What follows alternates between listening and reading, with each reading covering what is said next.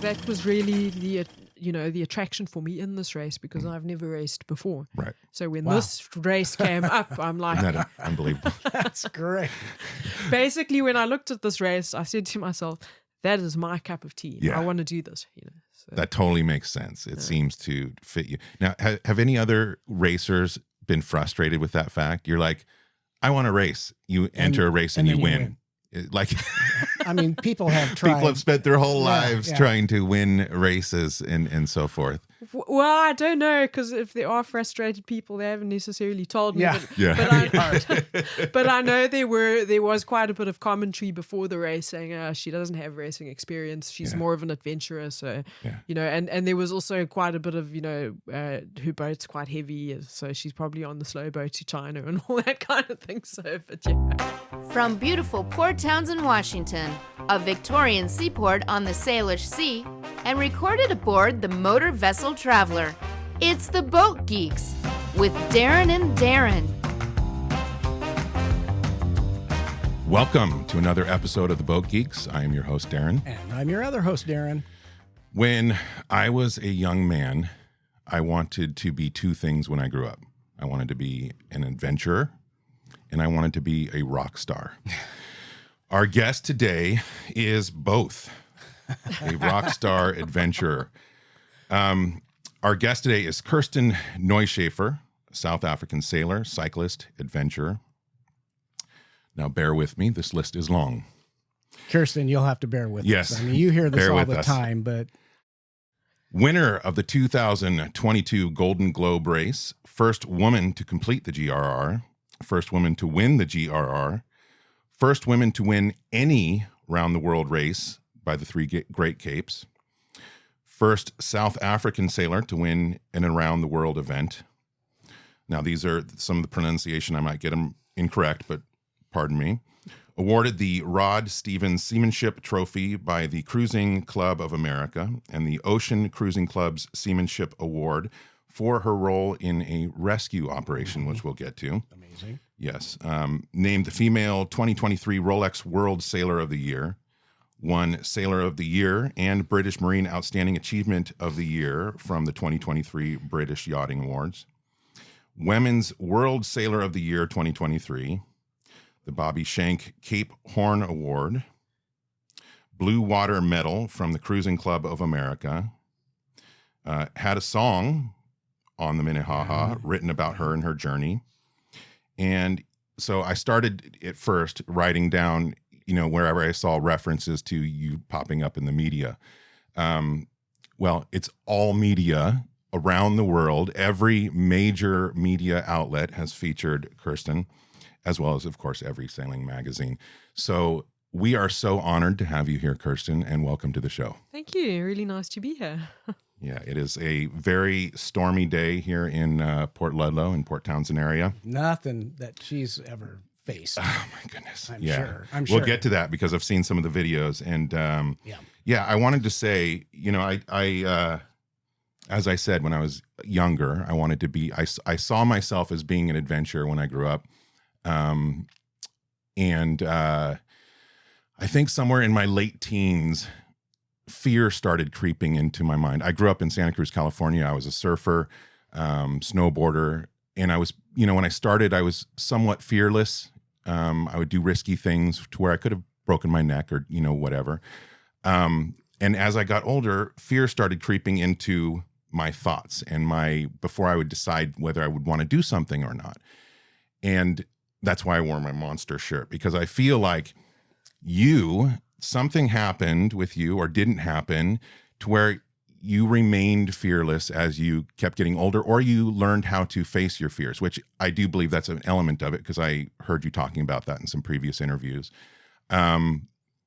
You just kind of blow my mind is how you just face your fears. You've done things that not in a million years would I do, but I love watching what you do and, living vicariously through you. So thank you for opening my eyes to a world of adventure that you've taken part in, and welcome to the show. Oh, thank you. Yeah. Thank you. Very nice to be here on the show.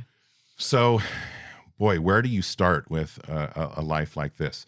Well, I mean, we typically, because we're the boat geeks, We usually have folks on the show that are geeky about boats in one way or another. Yeah. And we always like to start by finding out where that seed Was first planted. Yeah. So when did you first develop a love for or a desire to be on the ocean on a boat? Well, I grew up in South Africa inland, and if I was lucky, we'd go down to the sea once a year, and I loved being at the sea.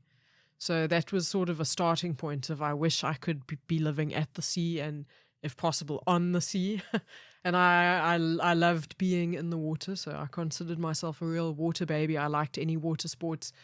And the first time I actually got to sail was on a dam inland, a green, slimy, man-made lake, where you're likely to pick up bilharzia or something like that. And it was probably on an Optimist or something, and I just realized I loved it. So I think that's where the seed was planted, in going for a little sail on an Optimist on a slimy dam as a kid. That is somewhat a universal description, though. Yeah. I mean, so many kids get on boats and have this, it's either a sense of freedom or adventure. What was that sense that you got that drove you to keep going? Well, I think the other thing that drove me as a kid was I loved being in the outdoors, and it didn't really matter what it was, whether it was hiking, cycling, camping. I just liked being in nature, and I loved to explore. So the combination of having had a few good experiences on a boat with the idea of I'd like to see the whole world if possible seemed like a good combination, you know. It just seemed like, well, the sea must be the road to everywhere. Which it is. Yeah. 70% of everywhere, basically. Yeah. Yeah, I my daughter has started sailing locally through the Maritime Center and is racing those little starter boats. And I wish she was here to meet you. But that does seem like a common seed for people, is sailing young and getting that experience of freedom. Yeah. You know, you can't drive when you're a kid or whatever, but you can get out on the water and sail. I think in terms of geeking out on a boat, we're definitely going to geek out on the famous Minihaha, but we'll wait for a little bit. Now, when did your seeking adventure start on a serious note, like where you were tackling something major? Was it the bike ride when you were 22? Yeah, I think for me it started before the bike ride. I mean, when I finished high school, I was going to take a gap year and then come back and study, but a gap year turned into 5. One of those years was the bike ride. But in those years, I mean, they weren't serious adventures in that you needed serious logistics and stuff behind it. But one cool adventure, for example, was I really wanted to get up to the Arctic. So I went up to the north of Norway, Tromsø, and I hitchhiked a ride to Svalbard on a cargo ship. So it was an adventure where it didn't require me to do much other than ask, can I please have a ride? And I'm happy to scrub decks and peel potatoes, you know. But it was an adventure, and it was a sea adventure, and it took me up to the Arctic, which was such an amazing place for a South African to land up in. So yeah, and one thing, you know, just led. When was that? How old were you? I must have been about 19 then. So man. So you just always had the bug to just get out there and do stuff, experience life. Yeah, I think so. And I think the more I did it, the more I wanted it, you know, and the less of the fear factor there was, the more it became a normal thing. Yeah, I was going to get into that. Now, we say bike ride, but that's obviously, where did you start? The bike ride, I started in Berlin in Germany. Yeah. I finished back home in South Africa. So like, how many miles was that? Well, it was 15,000 kilometers, over 15,000 kilometers. That's about what it was. Wow. 15,000. Insane. That is so. Now, and you were being told that by people when you were preparing for this or talking about it, that it was going to be dangerous. Was that true? Like, now I totally appreciate your mentality of just one step at a time. I'm just going to go here and see what it's like. And then you ended up making it all the way to South Africa. But was it dangerous? Were they right? I mean, I survived it unscathed, so maybe it wasn't dangerous. And danger is kind of a relative thing, or what is the idea of danger? For example, a lot of people said it's particularly dangerous for you as a young woman all on your own. And I don't think that was true. I think I was in many respects less in danger as a young woman all on my own, because people had this desire to protect and help me. So they invited me in wherever they could, any village I passed, that kind of thing. So I'm not sure that was the truth. I can see why people might think that would be the case, but having experienced it myself, I don't think it was. Yeah. So, yeah. I think that happens often. People have perceptions, and they're probably being protective of you. They didn't want to see any harm come to you. Yeah. Right? Yeah. What were some of the more memorable moments of that ride down Africa? Well, I mean, the whole ride was pretty amazing, memorable. The scenery changed from, the Sahara Desert to the Central African jungle to back into the Namib Desert, and, amazing people that I met. I mean, some of the highlights were just meeting some of the poorest of the poor, but yet the most generous and hospitable people you could possibly ever wish for. So it was a very diverse trip, and culturally very diverse, and in its entirety it was, incredibly special. Even the hard times, like I got malaria quite badly in the Central African Republic, and I had a family there looking after me as though I was their own. They would have gone to the end of the world to try and do whatever they could to see me get well again. Wow. So, yeah. So how long did it, from beginning to end, did this journey take? It was a year, roughly on a year. 1 year. Yeah. Did it prepare you, looking back, for your journeys that were ahead of you?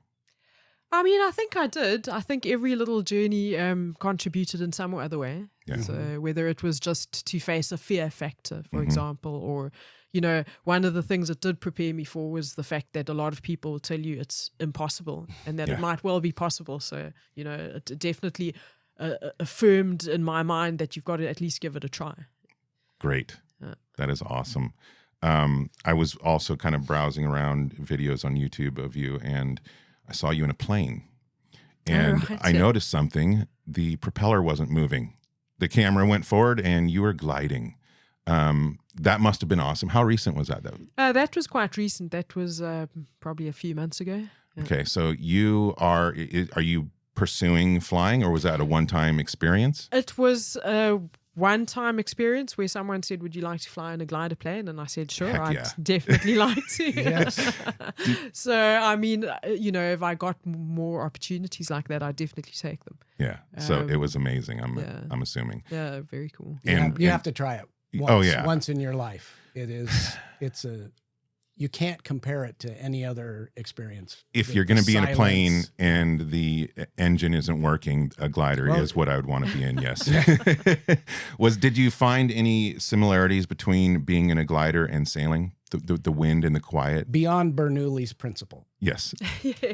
Well, for example, what I found very interesting on that glider was that it had little telltales on the screen bubble in front, and the pilot was telling me how you sort of make sure that you've got the right attitude and everything with your plane by looking at the telltales. Wow. So that was really interesting, and I think definitely it seemed like there were a lot of similarities. And I was speaking to the pilot afterwards, because he's also a sailor, and I was saying, but you're dealing with 3 dimensions here, whereas on a sailboat it's only 2 dimensions. And he said that's true, but you're dealing with 2 different elements when you're sailing. Good point.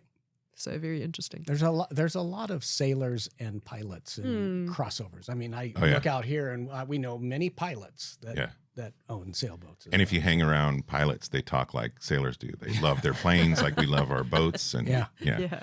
So I would say, just looking at your life, you're an all-around adventurer. Obviously, it has been focused on the sailing aspect. Is there any other adventure you're pursuing? Is there things that you still want to do that you haven't done yet? Or you climb Everest? Or Yeah. Well, I'd love to sail the Northwest Passage. That would be really cool. Yeah. So I'd love to explore a bit of Alaska, and even this coastline looks absolutely stunning. So, I mean, none of these are winning races or setting records or anything like that. But just for the enjoyment of it and to discover. Yeah, it is. It is beautiful up there. Yeah. I've been once. Amazing, untouched scenery. Yeah. Have you ever thought of the race to Alaska? Well, more and more talk of this has been coming my way. So we can hope. Yeah, so I've had the great privilege of meeting Jean Gosseff and hearing firsthand from her about her experiences, and I have to think more and more often about the race to Alaska now. Yeah, and Jean is right behind us, so we will have her on the show as soon as possible as well, if she will grace us. Yeah. It would be great to see you up here in our corner of the world for sure. Maybe we can get Bruce Schwab, Jean, and Kirsten to be on a boat.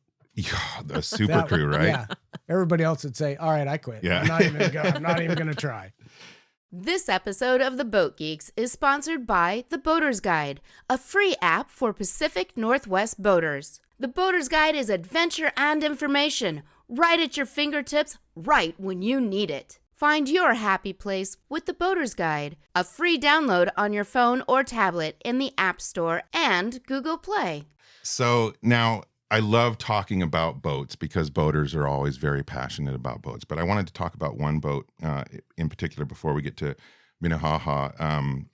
You were, prior to doing the race, you were working on a boat, I want to pronounce it correctly, Pelagic? Mm-hmm. That looked like a very interesting vessel. Like the way you were describing it, my interest in boats is exploration. Mm-hmm. I'm maybe not, I'm not as adventurous as you are. But just the idea, I've always loved, since I was a kid, watching Star Trek or starships, exploring, the galaxy. That's what I've always been drawn to with boats, is just getting out and seeing stuff that other people have seen, sure, but I haven't seen, and exploring, especially up here in the Pacific Northwest. That boat just seemed like a dream boat. It's a very cool boat. I'd call it the 4x4 of the seas. That's a great description. You can go anywhere with a boat like that. Yeah. So built for high latitude, super strong, but it had a lot of, very specific features. For example, it had a 7-ton lifting keel, which was fantastic because it meant that you could rapidly reduce your draft and go into really shallow little bays and stuff like that, which, especially for the areas we were going to, could be really important to, for example, get away from icebergs, because the icebergs can't get into these little bays. And the rudder could also lift, and you could unpin the keel. So if you were in poorly charted water and there was, a chance of hitting a rock or something like that, the keel would just swing back without doing any structural damage. So there were a lot of cool features like that on that boat. So you were working with Skip Novak. Can you tell us a little bit about what that job was, who he is, and what you're doing? So I was working for him as one of his skippers. So at the time he had 2 boats, Pelagic, the little boat, the original steel one, and then Pelagic Australis. And he'd basically, offer high latitude charters, mainly to Antarctica, Patagonia, South Georgia, sometimes Falkland Islands, on these boats. And we'd take anything from mountaineers to scientists to film crew, like National Geographic and BBC, and then we'd go take them to wherever they wanted to go. And and those were the boats we used. That must have been so fun. It was a hard job, because you did everything. You were the skipper and the cleaner and the cook and the dinghy driver, and sometimes you carry the tripods up the mountain as well. But we got to meet some really interesting clients, because it was the kind of boats and charters that attracted interesting people, and we got to see some super, super interesting places. I bet. So prior to, again, becoming a racer, you were a working skipper, right? So you found and a delivery skipper as well, right? Yep. That's an interesting career path. What I love is that you bicycle all the way down Africa. You get to, where did you? Cape Agulhas. Yeah, and then you're just like, all right, I'm going to get out in the ocean, and I love you're just. Obviously you put a lot of thought into what you're doing, but it just seems like you're just from one adventure to the next, and I love it. You kind of step off that cliff into, you don't know what's ahead of you. So what was that like, the years of being a working skipper and delivery captain and all that? Yeah, it was, they were good years. They were fun years that I was always learning more and more. So sometimes when I think of the Golden Globe race and I think of my years of working as a delivery skipper and then as a charter skipper, it felt like every little bit that I did was preparation towards this big challenge that I didn't know at the time I was going to do. So yeah, I enjoyed it, and I enjoyed not really having a 10-year plan or any long vision. I've always enjoyed life to be like that. Do one thing, and then when it's time to move on, then move on to the next thing. So I totally respect that. Yeah. And I'm sure there are a lot of people that are either watching or listening going, I wish I could do that. Yes. And you know, it's a choice, right? Yeah. But life is just interesting, the way you envision your life when you're younger and then the way things change. But again, you know, like, I totally love people like you because I can live vicariously through you, and it's something I do on a regular basis. I work in front of my computer every day, you know, so just being able to see people that live life like you do, it's very inspirational, motivational, and it just made me want to adventure more. Although, like I said, there's things I will never, ever, ever do, like latch the tiller to the side and jump off my boat. That, when you describe that and experiencing the vastness, I get it 100%. I mean, wow, that is. But never in a million years. Moments like that, what 1/1000% of humans get to probably experience at that level. I mean, it's not very many people that get to do that. Yeah, that's true, and in that sense, it's really a privilege to be able to do these things. See these kind of things. And I mean, I'm the same. I also look at what other adventurers are doing, and there's some really crazy, amazing stuff out there, and that keeps on inspiring me to want to do other stuff as well. So it's like when Bruce was sitting here and we asked him about the race to Alaska, and he's like, people thought I was crazy sailing around the world on my own, you know, solo. And then you've got somebody paddleboarding to Alaska. He goes, at least I'm not doing that. Yes. So I guess there's limits for everybody, but. Absolutely. Now, you were talking about, she's also extremely humble. I've seen in all your interviews, you talk about being privileged, and you compared it to your mom and your mom's generation, and that we live at a time where you were able to, you know, you had the opportunity to do something like this. Can you talk a little bit about that? You know, just how that, you know, maybe seeing your mom growing up and then being presented with all these opportunities, and how your mom has responded to you, you know, my girl's an adventurer and she's going to go out there and face the world. Slay the dragon. It seemed like she was very happy and proud of you. She was very supportive as well. And it's interesting looking back over how she's changed since the day I was 18 and I left home and didn't come back for 5 years. And when I came back on a bicycle to, you know, her thinking she's never going to see me again and she wishes I just was, you know, studying and then doing something normal, to my telling her, for example, you know, I want to do this Golden Globe race and this is what it's about. And her saying, that's incredible. You must do it. And then supporting me with, you know, with her heart and her soul. So it's pretty amazing to see her evolution over the times that I've been doing these things, and to see how she's gotten used to it, accepted it, and now is even proud of embracing it. And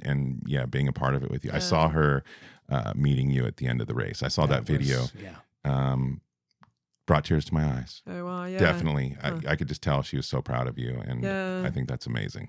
Yeah, it really has been amazing, and thank goodness she was there. Otherwise, I might have wanted to just sail over the finish line and swing a left and keep going. Yes, for sure. But yeah, it's been great having a supportive mother like that. Now we have our daughters are 13. We met each other because our daughters were in the same second grade class. Okay. And one of my favorite and my daughter's favorite books for bedtime story was 50 Famous Women Scientists. And there's 2 volumes. Oh, wow. Okay. And we'd go through and you know, reading about a British paleontologist who discovered fossils but wasn't allowed to take credit for discovering them, because back then women weren't allowed. Right. And to see, you know, generation by generation by generation, and Darren and I are, you know, we're trying to raise 2 people, not women necessarily, but equal footing, equal everything. And still 2024, there's still levels that we have to try to push through. And it seems so strange to me. But it's a constant battle. Are you still finding that you're butting your head against the men's world in various places? It's an interesting question. In my career path as a sailor, initially I found that I had to really forge my way through. I found I had to work really hard to prove that I could do the same and that I was capable in the same way. And I often had to be really assertive, as in say, I'm not interested in your first mate job. Give me a skipper job or don't call me, Right. But when it came to the race, I didn't feel in the least bit Good. in any way disadvantaged. I had so much support, so much encouragement from men, from women, didn't really matter. So I really felt when I was at the start line, I was there absolutely as an equal, as all the others were. I love it. Yeah. Although you were the only woman on that race, right? Yeah, which is surprising. To me, it's surprising. Yeah, it was to me as well. Yeah. But yeah. So we can approach the Golden Globe now, but how did you set your sights on the Golden Globe? Was it something, many years prior you saw it on your radar, or how did that come about? Well, actually, it wasn't something over many years. I only figured out that the 2018 edition was on when it had already started and was maybe, quarter way through already. Then someone told me about it and I started following it loosely. And the more I followed it, the more the idea of doing a retro race like that without modern technology started to intrigue me. And that's where the seed got planted. And I thought and I thought, and then I started talking about it and more. And eventually people said, stop talking about it, do it, So this race is based on the original, what was it? 1968. What was the person's name that did it? Robin Knox Johnston. Okay, so 1968, he does a solo around the world, unassisted, with obviously technology from that era. And so that spawned this race. When was the first race after that? And 50 years later, in 2018. Wow. Okay. So it's a retro race around the world, unassisted, using technology and gear that was only available to you in 1968, except for obviously the boats, right? The boats could be a little bit older. 1988 was the designs had to predate 1988, but basically they were all supposed to be quite similar to Sir Robin Knox Johnston's boat. So similar size and, long keel boats with rudders attached to the keel and all that kind of thing. Yeah. So this race really piqued my interest just because of the way it was set up and being a retro race. And what I loved is in one of your videos, you were describing that it wasn't just a race, it was also an adventure, because there's so many elements. I mean, I would imagine any ocean race is to a certain extent an adventure and unknown, because you don't know what the weather's going to bring. You don't know what is going to break or whatever. But I love that aspect, and you seemed really passionate about loving the fact that it was an adventure and there was so much unknown ahead of you. Yeah, and that was really the attraction for me in this race, because I've never raced before. Right. So when this race came up, I'm like, Isn't that unbelievable? That's great. Basically, when I looked at this race, I said to myself, that is my cup of tea. Yeah. I want to do this. So. That totally makes sense. It seems to fit you. Now, have any other racers been frustrated with that fact? You're like, I want to race. You enter a race and you win. I mean, people have tried. People have spent their whole lives trying to win races and so forth. Well, I don't know, because if there are frustrated people, they haven't necessarily told me. But I know there was quite a bit of commentary before the race saying she doesn't have racing experience. She's more of an adventurer. So, and there was also quite a bit of, her boat's quite heavy. So she's probably on the slow boat to China and all that kind of thing. So, but yeah. Well, speaking of the boat. Perfect time to geek out. Our local Cape George boat builder. Yeah. Right here in the neighborhood. How did you find Minihaha? Well, I was working on Pelagic in Maine at the time I decided to sign up for the race. And then I thought, well, okay, I'm in North America, so let me see what's on the North American market and just go and explore and, study and research, because I had to choose the right boat. And then someone in Seattle, a woman living in Seattle, actually said, hey, what about the Cape George? Now, the Cape George wasn't on the pre-approved list, but it ticked all the boxes, so it was going to work. And just looking at the numbers, it had the longest waterline. Okay, it was heavy, but it had, a big rig to carry a lot of sail area. And it just, by the numbers, it looked like it could be a boat that could compete with the Rustler 36, and I did not want a Rustler 36. And the more people said that's the only boat you can use for this race, the more I decided I don't want that boat. I want to do it my way. So. Now, I'm not familiar with the boat, but was it because people were saying that's the boat you have to use that you didn't like it, or were there particular aspects of that boat that you didn't like? Well, for one, there weren't any to even be seen in North America because they're all in Britain or around Europe. Mm-hmm. So I wasn't going to, fly across the pond to go and look at a boat. Right. And it just looked like quite a plain boat to me. I'm sure it's a very good boat, but I just thought it would be nice to do it on another boat because it seemed like everyone believed that was the only boat that could win. So. Did you have a target list of maybe 2 or 3 different types of manufacturers or boats, or did you zero in on the Cape George right away? Yeah, I looked at various different boats, from the really small light ones to, whatever was in the area and that I could easily get access to. But then when the Cape George popped up on my radar, I just started really focusing on it. And then I started looking at which Cape Georges were on the market, and there weren't many, there were 3. And I went to, the first one I went to look at was standing in Newfoundland. And for me, it's like just a thing with boats. When you see them, that's it. And I knew when I saw that boat, she was standing on the hard. She looked like she needed a lot of TLC, and she was half covered and I couldn't even see properly, but I saw that boat and I knew it. I knew my search has come to an end. That's awesome. She found you. Yeah. Now, Cape Georges are also known for a range of interior finish, because some were factory finished by the Cape George yard and others were built as hulls and cabin tops and given to the owner to finish. What was Minihaha's history like? Minihaha was built in the yard in Port Townsend, and that was pretty cool as well, because I contacted Todd at the yard and I said, look, this is what I want to do, and this is the boat I'm looking at. And he said, yeah, we know that boat. Yeah. She was built here. So That's awesome. So that was very cool. And they were a huge support throughout the refit. I'd often phone Todd and I'd say, we're busy fixing this, that, and the next thing. He'd say, okay, this is how we do it here.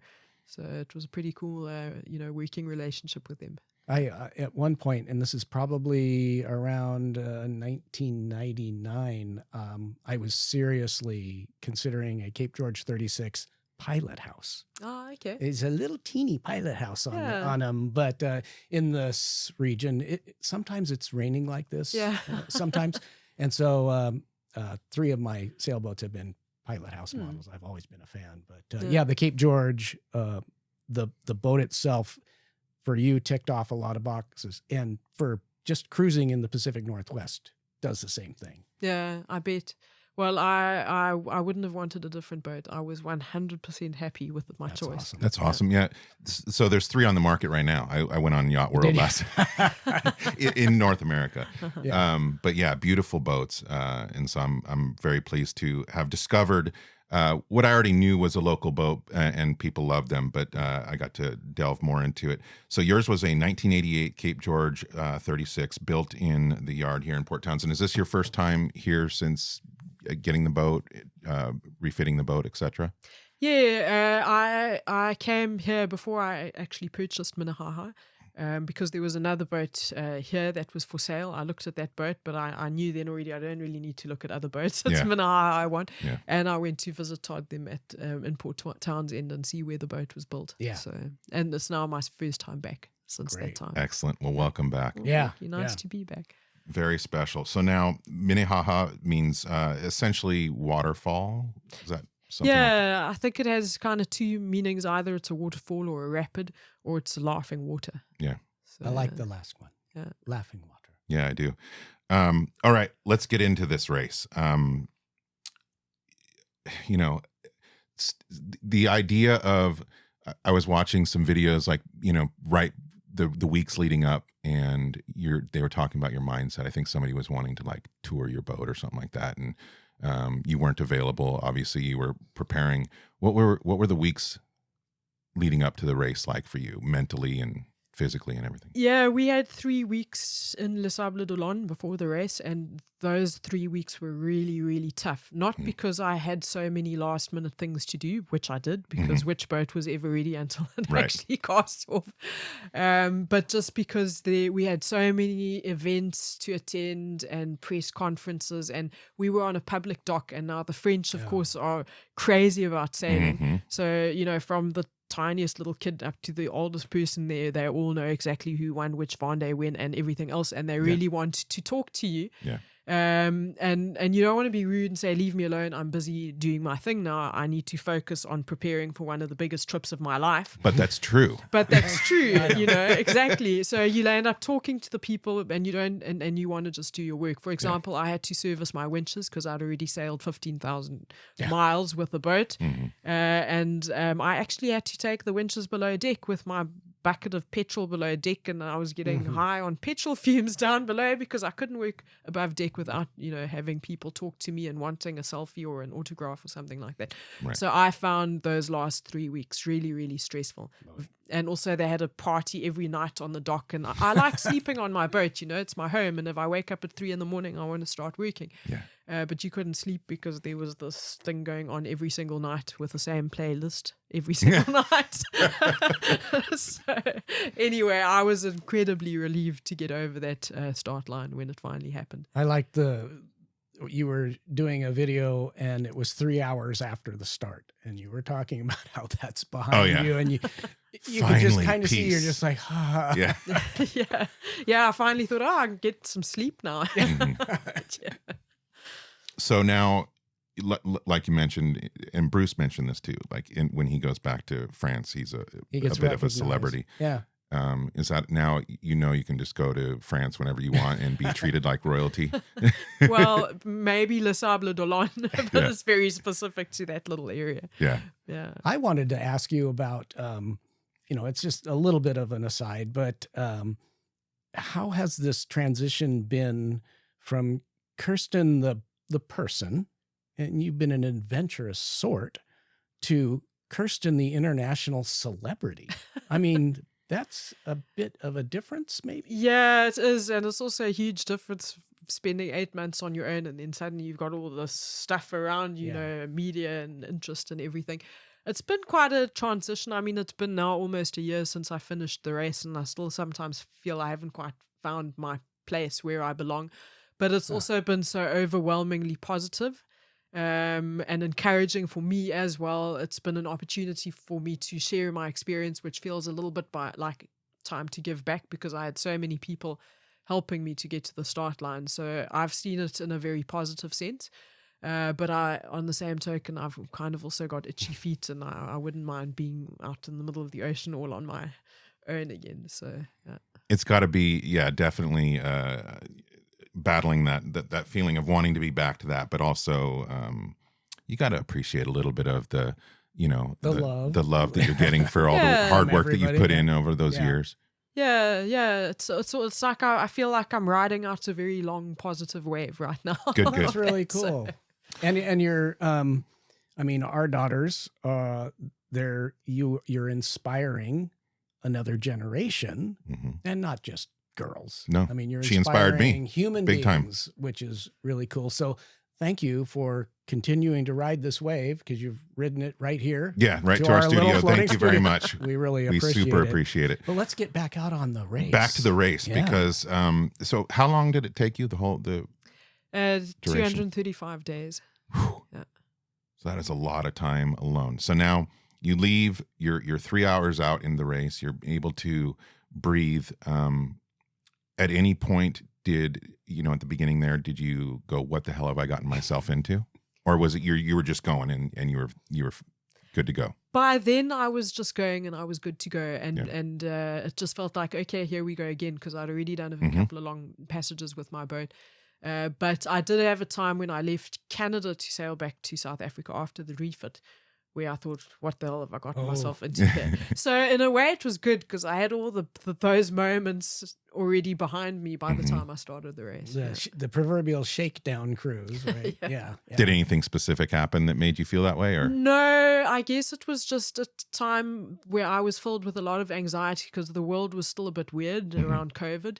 I had to leave Canada. It had just come to that point where I had to leave. Minihaha was ready, but it was winter. Right. And everyone was kind of getting ready for the winter, and I was getting ready to sail out into 50 knots, What's this person doing?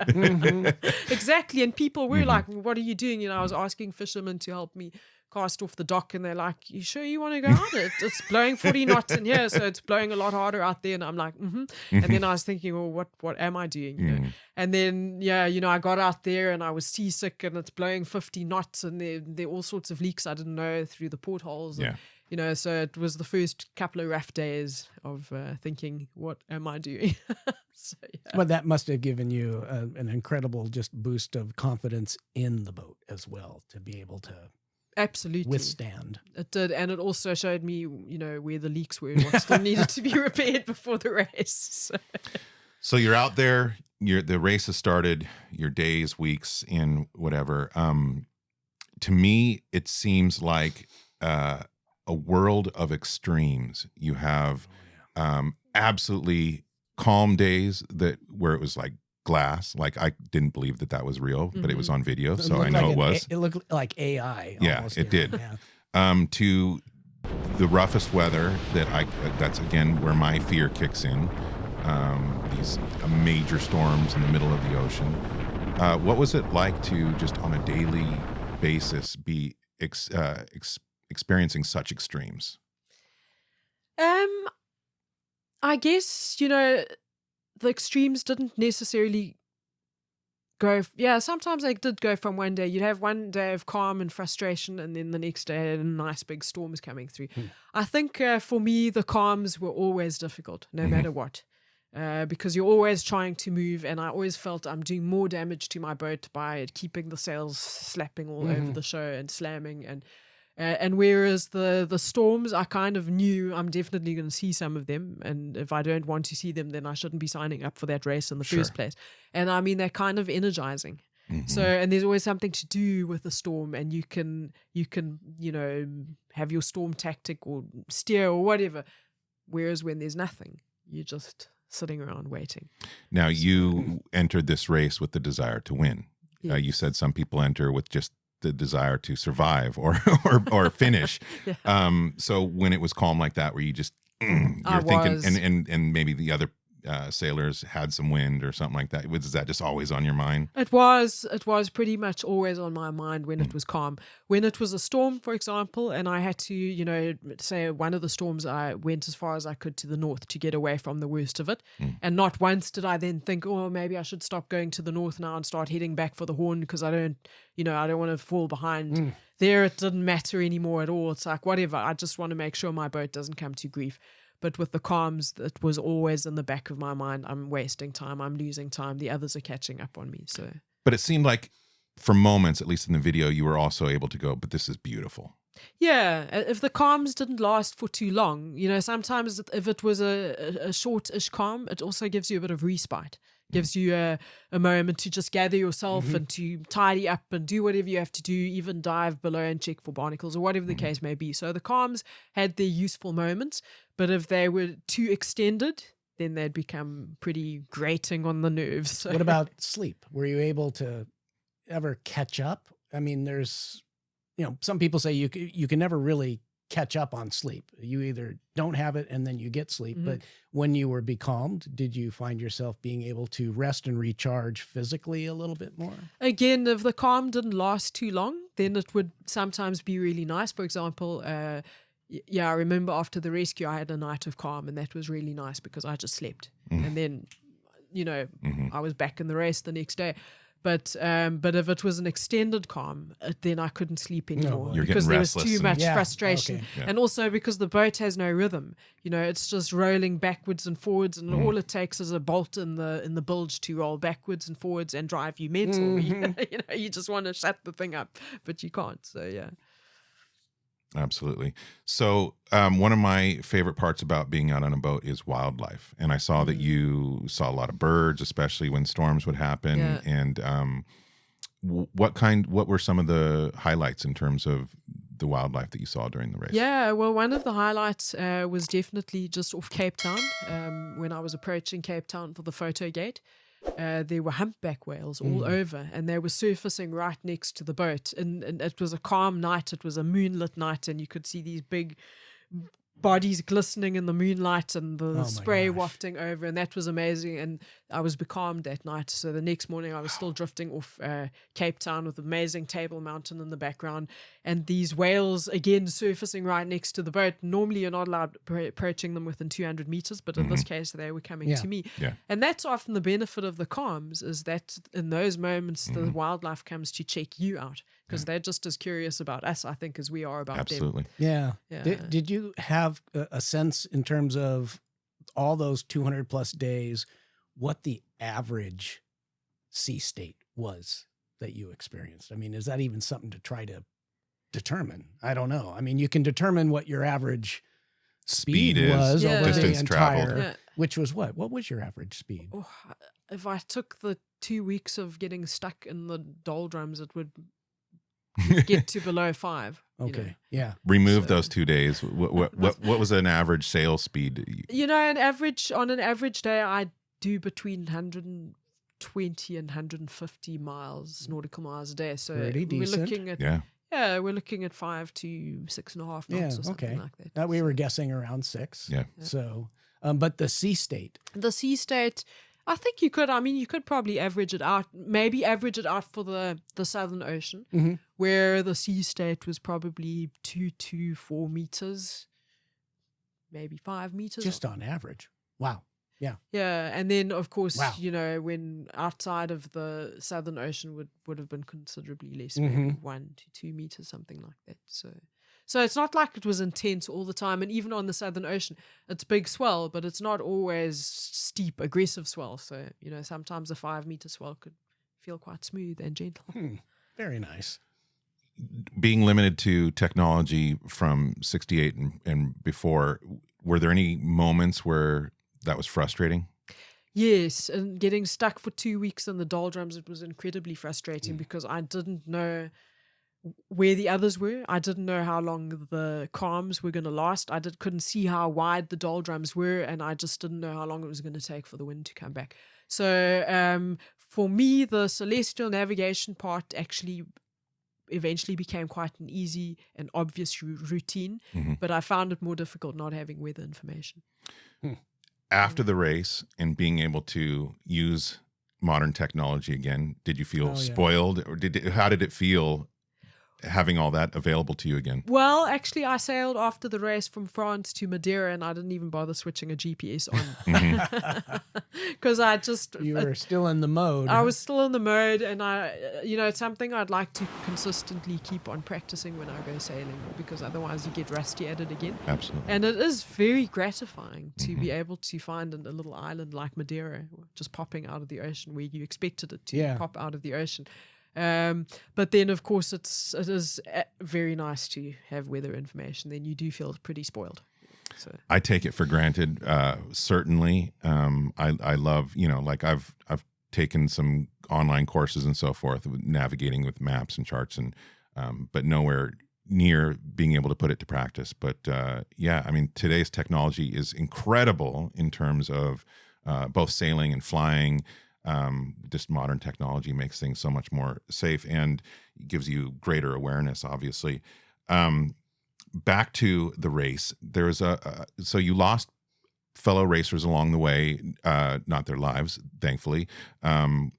Early on, somebody got grounded, and obviously, again, this speaks to your being a good person. Maybe some racers would be like, yes, another one's out. One of my top competitors is out, and maybe it's not like that at all in the sailing world. I've known very competitive people that I can imagine being that way, but you were not happy. It's hard to see somebody that has put in as much work and has as high hopes as you do being taken out of the race. let's talk about this rescue though. Like, this is a big deal. How did this all come about? Like, how were you made aware that something was going on, and what happened? Well, we obviously, for all safety purposes, or for communicating with the race organizers, we had modern means. So we had the YB3 tracking devices that were our backup tracker in case the fixed installation failed. And the race organizers could also send us messages. So if anything happened to any of the boats, they let all of us instantly know. So I got 3 messages, one after the next, on the YB3 tracking device to say, first was that Tapio Lettinen's EPIRB had gone off. The second one was to say, confirmed his boat has sunk. The third one was to say he's safe in his life raft. So because I got them all 3 in one go, I knew there had been a time lag, that because, for 12 hours I'd heard nothing. Right. So for some reason it hadn't come through to me. And then I also knew that I'm probably the most likely, I'm likely the closest person to him. So the first thing I did was get onto my sat phone and phone the race organizers and say, can I help? And they said, yes, you can. You're the closest to him. Can you go immediately to his assistance? Wow. The closest human being to him on the planet. Yeah. Yep. And at what point are you located on the ocean where, how far from any point of land are you at this juncture? So at this juncture, we were probably, I was probably about 500 miles off the coast of South Africa. Yeah, in the Indian Ocean. Mm-hmm. Yeah. And he's just out there, and he was floating in a raft. You said about 18 miles? No, or 18 hours? I can't remember. He was, I got to him about 24 hours later, so he was about 100 miles or so roughly away. And I mean, the Indian Ocean, the Southern Indian Ocean can be quite a hostile place. It's, when you think of it, as someone who sails or spends time on boats, if you imagine someone else on a tiny little life raft. Yeah. And you think of, at the time was get to him before the wind picks up and the thing starts spinning on the surface of the ocean or something like that. And before you got the 3 messages and you confirmed everything and his position, you didn't know where anybody else was at that time? I didn't really know where they were, but he and I had gone through the Cape Town gate almost at the same time, which is why I knew that I'm likely the closest to him. Okay. Wow. So what was it like when you were approaching? How did you find him and see him? Well, firstly, we also had a grab bag that had a special seal that if you opened it, they'd see that you'd opened it. But in that grab bag was a handheld GPS for emergencies like that. So obviously this was an emergency. I was allowed to use the GPS, instructed to. So I then got his position. They gave me his position. I could put it into my handheld GPS and follow the director's course to him, which is what I did. And I guess the thing I was thinking about the whole time, because I was at the helm all night, I was wondering what's he going to be like, because he's just experienced something traumatic. He's seen his boat sink within less than half an hour beneath him and go down to the abyssal plain 3 kilometers below him. He's lost everything on board his boat, not to mention his boat. He's no longer in the race. If it had been me, I'd have been pretty depressed. Devastating, yes. Devastated. Right. So I was wondering what's he going to be like. But he was incredibly, incredibly positive. Like, he had already seen me before I could see him, and he was already on VHF contact with me. And he was calling me a lot. I could tell he was anxious for me to arrive, and it was a little bit distracting, shall I say, because I was at the helm and I had to go down below and speak from the main VHF because the handheld wasn't picking up signal to him. So, he's calling me, Minihaha, Minihaha, and I ran down because I think I better talk to the guy. It's something urgent. And then he says, you'll never believe it, but there's a turtle right here. Wow. And then I almost said, really, take a photo of it. And I'm like, oh, no, shut up. Maybe he doesn't have his camera with him. Wow. So my point being is he was just as enthused about life as ever. He was happy to be alive. Yeah, he was enjoying the wildlife around him. He was getting all excited about me popping up at some other point, and that's great. What was the cause of the sinking? It's kind of unknown at the time. The hour or whatever he spent on board Minihaha, he said he thought that there might have been a leak through a through hull, and then it eventually burst the watertight bulkhead or something like that. But because he said the flood came from the back, so it's not like he collided with something, and it wasn't extreme weather or anything like that. But there are other theories that maybe his hull sprung a crack because he was pushing the boat hard and he had a super strong, stupid, tense, tight rig. I don't know. I think it's just one of those mysteries because the boat's at the bottom of the ocean. No one will ever really know what happened. That's right. So, yeah. And it wasn't as sturdy as a Cape George, obviously. Did you see any? There's containers out there floating, but did you see anything floating in the ocean that caused you to go, "Wow, I'm glad I didn't come close to that"? No. Good. No, nothing really. Good. Never anything like a big log or a thing where I thought that could have been a bad collision. Yeah. But it does make the point that anything can happen at any point. And you have to be prepared for that, like just being out in the middle of the ocean and a half hour later, your boat's gone. Yeah. And not even in, really bad conditions or anything like that. Yeah. So, just an unknown situation. Yeah. That's So probably a benefit that it happened in those. I mean, if it would have happened in a storm or a really bad storm, that might have been anything could have been problematic. That could have been bad because being in a little life raft like that in a bad storm, I think if it's a really bad storm, that little life raft's probably gonna capsize and do all sorts of. But he things. got to look at turtles and wildlife instead, and had a good ending, or as good as could be. So not only detoured to rescue a fellow racer, but then when I feel like this is a movie in the making. Have you sold the rights already? I mean, this is a movie. It is. Yeah, absolutely. Yeah, I hope you benefit from that in the future. Okay, so you performed this rescue. How far in was this for the race? So this was less than halfway. This was just over a quarter way into the race, I'd say. Yeah. So I remember when this was on news. The news. I was on our local news. Mm-hmm. Huh, wow. So that went well, and obviously people who are boaters and sailors, they pick up on your that radar stuff. Picks up on that. Yeah. But it was general news around the world at the time. Yeah, pretty amazing. Mm-hmm. So as you're continuing with the race, are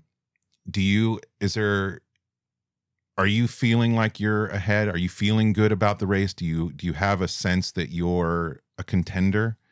Halfway, 3/4 through the race. Do you have any idea? Yeah, I after the rescue, because before the rescue I was struggling quite a lot with calms, and I couldn't get away from them because the southern limit didn't allow you to go further south. And I was getting frustrated because I had an old chart I've used before for crossing the Southern Indian Ocean, and I could see that I'd been way further south on other trips. Mm-hmm. And then after the rescue, I started getting good wind, and I started feeling really, really positive, like maybe I was catching up. And I didn't really know whether I was or whether I wasn't, but the truth is I was actually catching up in that time leading up to Hobart. And then I got back into the South Pacific where I was again struggling with these calms. So I knew that I was, amongst those in front of the fleet, but I knew that Simon was ahead of me the whole time. And I must honestly say I not being able to go as far south as I wanted to. I didn't think I didn't think until I was told that I was the first to pass Cape Horn that I stood much chance of really ever catching up to that. Did that change at that moment did that change your mindset in terms of how hard you would push the boat? I think I was pushing really hard anyway, because while I was only halfway through the race, I told myself nonetheless there's a lot of race left. Mm-hmm. So there's a lot of room to catch up, and there's a lot that can still happen. Yeah. So I think consistently throughout, I was pushing. But of course, after the horn, I was also pushing, and I felt like I'm on the home run now. Yeah. So that's why getting stuck for such a long period in the doldrums was even all the harder. Yeah. Yeah. I remember when we were talking to Bruce, and he at one point, he had broken his boom twice on previous races, and he had some gnarly moments in the Southern Ocean. And he said at that time, he goes, "I'm glad I didn't break the boom," but he decided he would just dial it back a little bit and focus on finishing. Okay. Yeah. So you didn't have any moment where you thought, I need to scale it back a little bit, but you were constantly doldrums aside. Yeah, right? doldrums aside, I think the only time I kind of was trying to tell myself, I was trying to cheer my own self up in the doldrums, saying, look, maybe you can't win it, but, you know, be prepared for that scenario. Mm-hmm. But the moment the wind came back from the doldrums, I was giving it all I could, you know. Provisioning. What was provisioning like during this trip? Did you, every time you like how often did you get to provision? Was it just the beginning? Was it certain points throughout? You weren't allowed any help or provisioning during the trip. So you had to take everything with from the start that would see you through right till the end. That is a lot of provisioning, isn't it? Like for a typical journey or whatever. That seems incredible to me. So now I saw in one video you were making something that reminded you of home or whatever. How much of that did you have? Like, were you provisioning? Is it like an astronaut going into space where it's very specific and you can't allow yourself pleasures? Or did you provision, you know, were you able to enjoy what you ate or, you know? Yeah, well, definitely. Well, for one, that's one of the reasons I chose the Cape George as well, because it's a heavy boat by design. And everyone was going to have to take a lot of provisions with them. Yeah. So I just thought, well, heavy boat's going to deal with a heavy load better than a light design boat would, for example, like Tapia's boat. And also the other thing is I'm not really a racer, right? So I didn't have that mindset of, you know, I've got to cut the handle of my toothbrush off to save that extra bit of weight. Totally. For me, I was thinking it's a long trip. I want to stay healthy, physically, but I also need those mental comforts like some nice food when I need it, or a book to read when I want to, you know, have a book to read. Or a shot of rum when you rescue somebody. Or a shot of rum when you rescue someone, or when you want to toast Neptune or whatever it is that you want to do. So I actually provisioned well with good food. Some of them, you know, in jars that weighed more, whatever the case may be. And I was very unscientific about my provisioning. And how I went about it is I did my first long trip from Canada to South Africa as a shakedown. And then I kind of looked, okay, I ate a lot of that. I ate less of this. I've still got a lot of that left over. Then I was in Cape Town. I'm like, I've got a car now, so I better stock up on a whole lot of things, and especially stuff from home. And then I did, you know, a final stock up in Europe. But it was not like an astronaut at all, where you had to stick to this as your diet and so many calories. So it was quite a varied diet, and I could have kept going for another maybe 6 to 8 weeks if I had to. So is that a real thing, taking the handle off a toothbrush? I'm told so. I've never done it. That's insane. You'd have to ask Bruce. Yeah. So what were some of the foods from home? Like what are the things that remind you of home? Well, one thing that's nice to take with is biltong, which is like beef jerky. Really, I've heard so much about that version. Yeah, so everybody loves that. I've got to try it. It's really nice, and it lasts forever. So it's good food for a boat. Yeah. And then that thing that you were talking about that I was, you know, cooking on the boat was it's like cornmeal that you can make the stodgy mass out of it, or porridge or whatever, and it just tastes like home to me. Nice. And then certain like chocolates or candies or whatever that you get back home, a rooibos tea, those kind of things. I wonder if your provisioning, not like a racer, was an advantage, you know, like mentally, like because you were able to enjoy yourself a little bit, what you ate I mean, my personal opinion is yes. And I think, you know, you have to obviously have some racy sort of way of going about something like that. But the thing is, this is such a long race that you don't want to suffer for 8 months. Yeah. You know? Suffer as little as, You know, and I was like out to suffer there. a day. I was really out there enjoying myself. The other thing I had is a French chef gave me 100 little jars of homemade meals that he, you know, canned in jars, and he just came along and said, yeah, I'm a French chef and this is what I do. Would you like some jars? And I said, sure. Awesome. But I didn't know he wasn't going to bring me 100. Yeah. And everyone else said, you're surely not going to take them all because each jar weighs a kilo. And I'm like, I think Minihaha will deal just fine with it. So. Nice. Yeah. And I saw you had a couple of hammocks and you had produce. How long did your produce last? That's amazing because those pictures you saw were from after the race. Well, not the oranges and the stuff, but the onions and the garlic had lasted 8 months at sea. So, yeah. So, and I was a bit lazy about chopping them as well because I was eating my little French gourmet meals.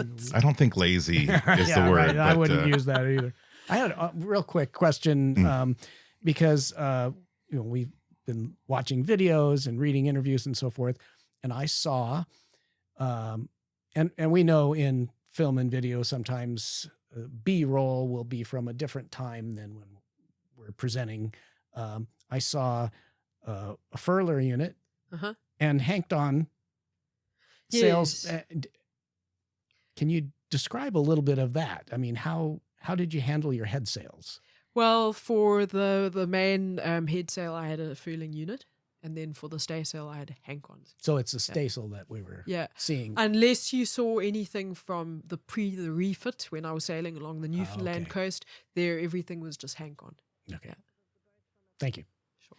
So I like to find out kind of moments. It could be on the during the race, or just in your boating life in general. But basically, like your craziest moment, your scariest moment, your most profound moment at sea. Do you have a scariest? My scariest moment was actually delivering a catamaran across the Southern Indian Ocean and getting into like 70 knots and just huge swell coming up from behind. And this is a cruising cat that's built for relatively low speeds, and this thing surfing down waves at 20 knots. Oh my gosh. And thinking, this is not good. What were you thinking? Were you thinking this could be it? I don't think I was quite that pessimistic yet, because I was also kind of also full of this adrenaline Energy of, wow, and, this is cool. Yeah. Being a surfer, you're yeah. This is a big surfboard. Did you have any kind of drogue out at that point, or? We were towing warp behind the boat, yeah. and then we had this huge wave crash into the cockpit of that catamaran. And fortunately, all three of us were inside in that moment. And we had the sliding doors, but it was like this green wall of water hitting the doors, and then it knocked the doors off their rails, and then the boat instantly took on 200 liters of water, and there were three of us on board, and one of the guys, he was getting like all red in his face, and I could tell that's stress. This guy's seriously stressed. So that was kind of scary, but also adrenaline. And then on Minihaha down in the Southern Ocean, I also had fantastic conditions. It was like 40-50 knots, and nice swell coming from behind. And I had this special twin, head sail rig with the two poles, and the boat was just flying down the waves like she was shooting a rooster tail off her stern. Wow. And I didn't have a GPS, so I couldn't see what speed she was getting, but I know she was surfing at some crazy speeds, and I was thinking, this is probably not normal for, 13-ton Cape George, but this is cool. Wow. That sounds like a lot of fun. What about just breathtaking moments where you feel like nobody else on the planet is going to see this? Like just, it could be anything, just some profound moment at the ocean at sea. Well, one really special experience I had was actually a whale in the sort of close to Ascension Island in the Atlantic. We didn't have much wind, so the boat was slow, and this whale was there. And I thought, well, let's furl away everything and see if we can swim with the whale. And it must have been a young minke whale. And I think I spent about 2 or 3 hours in the water, and this thing just kept on coming and circling and turning onto its back. And I'd see its stomach, wearing a mask. And at times, it really was so close, it felt like it's 2 arms lengths away from me. And that was like maybe one of the most special wildlife interactions I've had. That's beautiful. That is amazing. Wow. Yeah. In the beginning, it was intimidating because it's such a big animal. And then as you realize that it's a really, really peaceful presence. Gentle giant. And mutual curiosity, for each other. That was very cool. I love whale curiosity. I watch a lot of whale videos, and just they're amazing animals. You jumping off in the middle of the ocean, jumping off your boat. Darren was talking about I'm going to go back earlier. to this again because he's like, wow. I watched Jaws as a kid. And ever since then, I was a surfer. I had some, I saw sharks and stuff. But I definitely built up an intense fear of sharks and being on the menu. And deep water you can't see. There's a phobia about that. I don't know if I have it specifically, but it seems to me the idea of doing that, latching your tiller and jumping off, and even swimming away from your boat, and kind of like toying with being stranded in the middle of what you said was basically eternity. I can feel it right now, even just talking about it.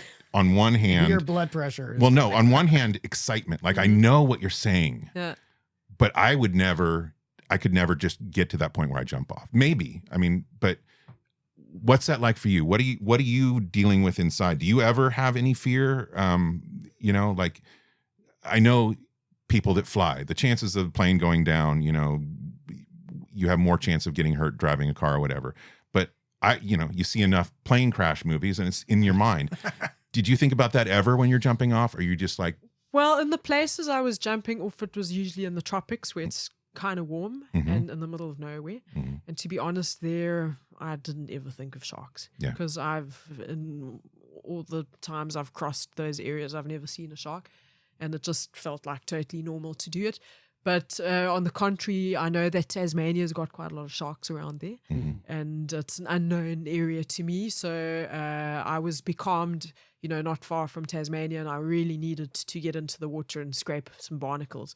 And just as I was contemplating the water, thinking I better do it now quickly, this little shark pops up, and it was a small shark, but it was a shark nonetheless, and that was a good enough reason for me to say, okay, I'm definitely not doing that now because they're sharks. But on the same token, it was a job I was dreading. So it was also a nice excuse. It's like, there's a shark. I definitely can't do it today, or ever in this area, which of course was nonsense because at the end of the day, I realized that it's just some psychological nonsense. 100%. And there came a point where the barnacle problem was just getting really bad. And I had to say, look, okay, sharks or not, this has to be done now.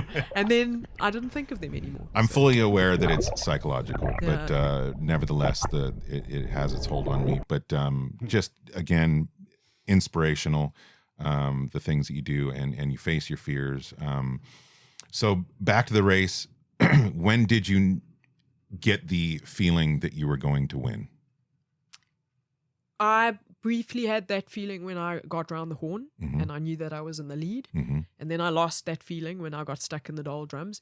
And I didn't actually, after that, think I was going to win anymore. But I kept on saying, maybe there's a tiny little hope. And if there's a tiny hope, I have to push the boat really, really hard. So then I did, and especially towards the end, I was sprinting as fast as I could, and thinking maybe there's a chance. And what was the moment that you knew you won? Only really when I was almost over the finish line, because what happened is I got becalmed maybe 7 miles out from the finish line, so I could see Le Sable d'Olonne, I could see the end, but I had no wind. And even as that happened, I saw a sailboat with a blue spinnaker, and even then still did I think it was Abelage Tommy ahead of me. So it was really only right towards the end, and when the boats came out and started waving me in, there was someone who said, do you realize that you're about to win? And then I thought, no, I think this is a bad joke. I'm not even going to buy into these kind of stories, because what if it's not true? So, yeah. So right till the last moment. Wow. Man, how emotional was that? It was pretty amazing. I mean, in a way, it was a very gentle arrival, being becalmed and having to drift for hours and hours to get over the start line. So I had time to process everything. And there was so much happening around me that I couldn't really absorb everything in one moment. You know, I was seeing people again, which was already a big thing. Then I was seeing people I knew. Then I was seeing team members. Then I saw my mother. So there was a lot happening all simultaneously. That's what I was thinking, is that, you spend all that time alone, and it just must have been surreal, maybe an out-of-body experience or something like that. Just, can you remember it? Like, if you're thinking back, do you remember? I can, yeah. It's imprinted pretty well in my mind, and I hope it stays there, because it's a special moment. I can still relive in memories. I think in the moment, I realized there's a moment that's going to pass very quickly, and I kept on saying, enjoy this moment, because soon it'll be over. Yeah, yeah. I have to remind myself that all the time, but it's a good thing to remind yourself of. Did you at any point in the days right after that race, did you think, I want to do this again? I don't think I directly thought I want to do this again, but I thought often, I wish it wasn't over yet. I want to go back, as in looking back to a time that you can never go back to, because of course I could do it again if I wanted to, but it won't be the same. No. That was like the moment, and it can't be repeated. And I think for that reason I wouldn't try and do it again, because that would be like trying to revisit a time and a place that you were in, but you can't. You can revisit the place, but you can't revisit that exactly how it came about. Well, there's always the race to Alaska, Bondi. Well, and this is it, time for new challenges. Yes. Yeah. So again, watching that video of you finishing, the song, that was really cool. Oh, that was really cool. That was a great surprise as well. And that the artist's name? Lenny Gallant. Yeah, Gallant. I just didn't know how to pronounce the last name. But so he actually has some really good music. And you were saying you kind of got into his music. You were allowed cassettes, and you had a cassette. Yeah, exactly. And I met him on Prince Edward Island, and he and Patricia, who make the music together, they became friends. So it was even more special, because there was so much of that whole Prince Edward Island and the Minihaha reef tied into that song. So yeah. How does it feel to have a song like that? Like, that must be so cool. It's a great song. Yeah, it's really, really cool. It's very special. Yeah, it wouldn't have existed without you. That's amazing. True. So that finishing moment again, I think the part that just sticks out to me the most is because I'm really close with my mother, and just seeing your mom there. How special was that for her? Are you just so glad that she got to see that moment and be a part of that, and you're winning? I mean, that must have been huge for your mom as well. I was really, really glad. I'm glad she could travel all the way from South Africa. I'm sure it wasn't easy for her to get there, especially not knowing when I was going to arrive, because a lot of people had to keep on rebooking their flights because I was getting faster, and I was, the time was drawing ahead of it. So it was really, I'm happy that she could be there. That's so awesome. And I love that there's video of your mom out on the bow of your boat. And my favorite shot. Yeah, that was just amazing. Because, again, I'm just picturing my mom and knowing how special that relationship is. And that's just really cool. Meant a lot. Yeah, it was cool. Actually, it was quite a funny moment when I was becalmed and I saw my mother on a boat, and she saw me. And she said to the skipper, she said, I'm getting onto a boat. Get closer now. And I said to her, you can't. I'm not over the finish line yet. I'll get disqualified. Yeah, that's assisted. Imagine if. But anyway, amazing. Thank you for sharing that story. You just, we feel very privileged to have you as a guest. Yes. And thank you for taking the time in your visit here to be with us. I did want to ask, Minihaha is obviously a very special boat. You still own her. Mm-hmm. Is there a dream boat beyond Minihaha for you? Is there something that, one day I could get that boat or anything like that? Or is she's not here, so she can't hear you? Yeah. Well, I did always like a certain type of French aluminum boat that also it has a dagger board as opposed to a big weighted keel. But it's a pretty cool boat because it's really robust, and again you can reduce the draft and you can go up rivers, and it seems like a really cool exploring boat. You can dry it out and work below the waterline and stuff like that if you have to. So for me, that if I had to choose my absolute dream boat, it would maybe be something like that, just because it's strong and you can go anywhere with it without it being really, really big and heavy. But I still own Minihaha, and until I've kind of decided if I'm going to keep her or not, I can't really think of other boats. Yeah. I understand completely. Yeah. All right. So if people want to find out more about you, obviously they can go to KirstenGGR.com. It's Kirsten, KIRSTEN, GGR.com. You're on Instagram at KirstenGGR, YouTube at Kirsten Neuschäfer GGR, and also Facebook, Kirsten Neuschäfer GGR. We'll put those up. Yep, we'll have them all so people can read them, and we'll link to it in the comments section. Absolutely. And I totally recommend just do a deep dive. Take a night, put a couple hours aside, watch the videos, watch her the race. What is the couple that did the like a 2-hour video? Sailing Magic Carpet. Sailing Magic Carpet. Go check out their channel and their video with Kirsten. I couldn't take my eyes off of it. Like from when I started doing research till literally this morning when I was driving here, I was playing one of your videos in the car as I was coming. I wasn't watching, I was only listening. Is there anything anywhere you would like to direct people or anything that you would like to? No, that's pretty much it. I mean, some of the better YouTube videos aren't on my actual YouTube channel, but they're from the Golden Globe race itself. So, but you have some great videos on your channel, and you are keeping up to date on all your social media, so there's always stuff to see. And what's coming up? You're here in Port Townsend. Yep, I'm here in Port Townsend, and I don't know. Who knows? You're just riding the waves, whatever just riding comes. The waves, and enjoy. Seeds are being planted, and talk of all sorts of other fun races that exist. Well, we can't wait to find out more, and thank you again. It's really been a privilege having you. Thank you. I'm privileged to be here. Thank you. All right, thank you, Kirsten.